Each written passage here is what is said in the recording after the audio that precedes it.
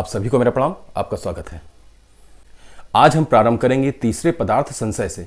जब किसी एक धर्मी पदार्थ में दो विरुद्ध धर्मों का ज्ञान अथवा दो प्रकार का ज्ञान उत्पन्न हो जाए अथवा ऐसा प्रतीत होने लगे, तो अनिर्णय की ऐसी स्थिति में जब विशेष धर्मों अर्थात गुणों को जानने के लिए जो विचार उत्पन्न होता है वह संशय कहलाता है। जैसे यदि हम दूर से किसी पेड़ के ठूंठ को देखें और मनुष्य के समान ऊंचाई आदि देखकर यह संदेह उत्पन्न हो जाए कि यह पुरुष है अथवा ठूंठ है, इस पर समीक्षा आरंभ करने के बाद हम यह विचार करेंगे कि यदि मनुष्य होता तो उसके हाथ पांव अवश्य हिलते, अर्थात ठूंठ की ऊंचाई और आकृति तो सामान्य गुण थे, किंतु हाथ पांव का हिलना ठूंठ के संदर्भ में विशेष गुण है।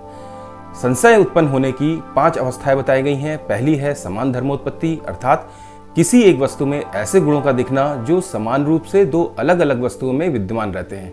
इन समान गुणों के कारण ही व्यक्ति संशय में पड़ जाता है। जैसे अभी हमने व्यक्ति और पेड़ के ठूंठ का उदाहरण दिया है। दूसरा है अनेक धर्मोत्पत्ति, अर्थात प्रत्येक पदार्थ के गुण धर्मों के आधार पर उसके समान और असमान दोनों प्रकार के पदार्थ पाए जाते हैं। जैसे द्रव्यत्व धर्म के आधार पर जल एवं तेज पृथ्वी के समान धर्मी अथवा समान जाति हैं और गुण आदि असमान जाति है, क्योंकि इनमें द्रव्यत्व धर्म नहीं होता। हम जानते हैं पृथ्वी को गंधवती कहा जाता है, क्योंकि पृथ्वी का एक धर्म अथवा गुण गंधत्व भी होता है और यह पृथ्वी का विशेष धर्म है। पृथ्वी में यह गंध तत्व का धर्म अनेक धर्म कहा जाएगा, क्योंकि यह पृथ्वी को अनेकों समान और असमान जातियों से पृथक रखता है। पृथ्वी में इस धर्म की विद्यमानता पृथ्वी के विषय में यह संदेह उत्पन्न करती है कि पृथ्वी को द्रव्य माना जाए अथवा गुण या कर्म, क्योंकि गंधत्व का अभाव जल आदि द्रव्यों, गुण और कर्म तीनों में समान रूप से विद्यमान है।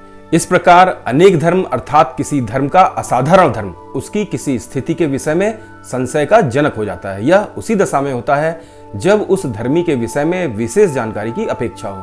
अब तीसरा संशय है विप्रतिपत्ति। इस पद में वि का अर्थ है विरुद्ध अथवा विरोधी और प्रतिपत्ति का अर्थ है ज्ञान। एक आधारभूत पदार्थ में विरोधी ज्ञान का होना विप्रतिपत्ति कहलाता है, जो संशय को उत्पन्न करता है। जैसे यदि आत्मा के बारे में एक व्यक्ति कहता है कि आत्मा होता है और दूसरा कहे कि नहीं होता है। अब यहाँ विषय के रूप में आत्मा ही आधार है और है अथवा नहीं ये दो विरोधी ज्ञान है, और जब ये किसी तीसरे व्यक्ति के सामने आता है तब उसे संशय हो जाता है कि आत्मा है अथवा नहीं है, क्योंकि होना और ना होना इन दोनों विरोधी धर्मों का एक ही आधारभूत विषय में होना संभव नहीं है। जब तक इनमें से किसी एक धर्म का निश्चायक हेतु उपलब्ध नहीं होता तब तक विशेष की अपेक्षा होने पर तब तक अनिश्चय रूप संशय की स्थिति बनी रहती है। अब आता है अगला संशय, उपलब्धि अव्यवस्था। कभी कभी यह देखा जाता है कि अस्तित्व में न होती हुई अर्थात अविद्यमान वस्तुओं की भी उपस्थिति प्रतीत हो जाती है। जैसे मरुमरीचिका में जल प्रतीत हो जाता है। इस कारण विशेष की अपेक्षा होने पर जब तक विशेष के अवधारण अर्थात निश्चय का कोई हेतु उपलब्ध नहीं होता यह संशय बना रहता है। विद्यमान अथवा अविद्यमान दोनों प्रकार की वस्तु का उपलब्ध हो जाना उपलब्ध विषयक अव्यवस्था का स्वरूप है। 5वां संशय है अनुपलब्धि अव्यवस्था। जैसे अभी हमने उपलब्धि अव्यवस्था में देखा, उसके विपरीत कभी कभी ऐसा होता है कि विद्यमान वस्तुओं की उपलब्धि नहीं होती, अर्थात वह अनुपलब्ध रहती है। जैसे हमें वृक्षों की विद्यमान जड़ें दिखाई नहीं देती, यह विद्यमान वस्तु की अनुपलब्धि है। कभी कभी तो ऐसा भी हो जाता है कि हमें ढूंढने पर भी कोई वस्तु नहीं मिलती है। उस समय हमें यह संशय हो जाता है कि वस्तु की अनुपलब्धि वस्तु की विद्यमानता में है अथवा विद्यमान वस्तु ही दिखाई नहीं दे रही है। वस्तु की विद्यमानता और अविद्यमानता दोनों अवस्थाओं में वस्तु की अनुपलब्धि अव्यवस्था का स्वरूप है। अब आता है अगला पदार्थ, प्रयोजन। जिस वस्तु को आत्मा के अनुकूल या प्रतिकूल जानकर उसको ग्रहण करने अथवा त्याग करने का विचार जिस लिए उत्पन्न होता है वही प्रयोजन का उद्देश्य कहलाता है। यदि दूसरे शब्दों में कहें तो जिस अर्थ को लक्ष्य करके कोई व्यक्ति प्रवृत्त होता है वह अर्थ का प्रयोजन कहा जाता है, अर्थात इस प्रवृत्त होने को अथवा ग्रहण अथवा त्याग करने की भावना को ही प्रयोजन कहते हैं। अब आता है अगला पदार्थ, दृष्टांत। जब सामान्य लोग साधारण रूप से किसी बात को मानते हैं तो वे लौकिक कहलाते हैं, और जो लोग हर एक पदार्थ के गुणों को बुद्धि तथा तर्क द्वारा जानकर निर्णय करते हैं वे परीक्षक कहलाते हैं। जिस पदार्थ को लौकिक और परीक्षक एक सा समझते हैं अथवा समान रूप से स्वीकार करते हैं उसी को दृष्टांत कहते हैं। दृष्टांत के विरोध से ही प्रतिपक्षियों के सिद्धांत खंडन किए जाते हैं और दृष्टांत के ठीक होने से अपने अंगीकृत सिद्धांतों को पुष्ट अथवा दृढ़ किया जाता है। अब आता है अगला पदार्थ, सिद्धांत। सिद्धांत का सिद्ध और अंत 2 पदों का समवाय है।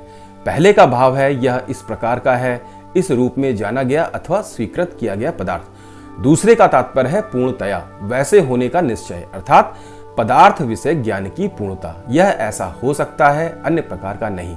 यही सिद्धांत का स्वरूप है। सिद्धांत 3 प्रकार के होते हैं, तंत्र सिद्धांत, अधिकरण सिद्धांत और अभ्युपगम सिद्धांत।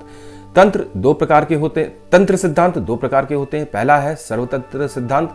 इस सिद्धांत के अनुसार जिस बात के विरुद्ध किसी शास्त्र में प्रमाण न मिले और उसको एक शास्त्र ने उत्पादित किया हो, उसे सर्वतंत्र सिद्धांत कहते हैं। जैसे गंध, रस, रूप, स्पर्श, शब्द, ये सब इंद्रियों के द्वारा ग्राह्य विषय हैं। किसी अर्थ का ज्ञान प्रत्यक्ष आदि प्रमाणों के द्वारा किया जाता है। इन सब विषयों का विशेष रूप से निरूपण न्याय वैशेषिक शास्त्रों में हुआ है और अन्य शास्त्रों में इन अर्थों को इसी रूप में स्वीकार किया गया है। ऐसी मान्यताएं सर्वतंत्र सिद्धांत कहलाती हैं। दूसरा है प्रतितंत्र सिद्धांत, जो किसी विचार की पुस्तकों में तो सिद्ध हो परंतु दूसरे विचार के शास्त्र वाले उसका खंडन करें, तो वह प्रतितंत्र सिद्धांत कहलाता है। अब आता है अधिकरण सिद्धांत। जिस बात के सिद्ध हो जाने से अन्य बातें स्वयं सिद्ध हो जाएं और उसके सिद्ध किए बिना सिद्ध ना हो, अर्थात जिसकी सिद्धि अन्य की सिद्धि पर ही निर्भर हो, जिसकी सिद्धि स्वीकृत होने से और बातें स्वयं सिद्ध हो जाएं, वह अधिकरण सिद्धांत कहलाता है। जैसे शरीर और इंद्रियों से ज्ञान प्राप्त करने वाला आत्मा इनसे पृथक है, क्योंकि देखने और स्पर्श करने से एक ही वस्तु को